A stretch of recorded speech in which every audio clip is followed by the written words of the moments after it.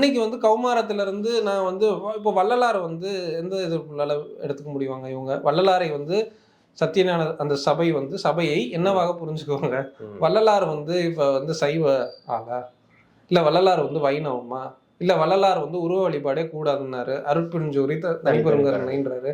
அப்ப அவர் இங்க உள்ள நம்பிக்கைகளுக்கு எதிரா ஒரு ஒரு இது செய்றாரு. ஒரு சீர்திருத்தம் செய்றாரு.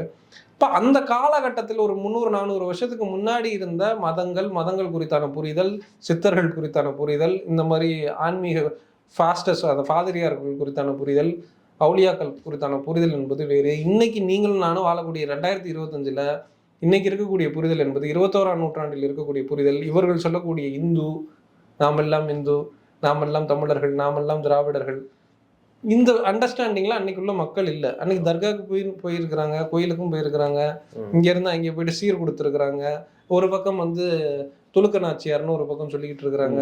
அப்ப இந்த மாதிரி கல்ச்சுரல் டிரான்ஸ்ஃபர்மேஷன்ஸ் இருக்குது. ஒரு பக்கம் இந்த மன்னர் அந்த மன்னருக்கு உதவி இருப்பாங்க.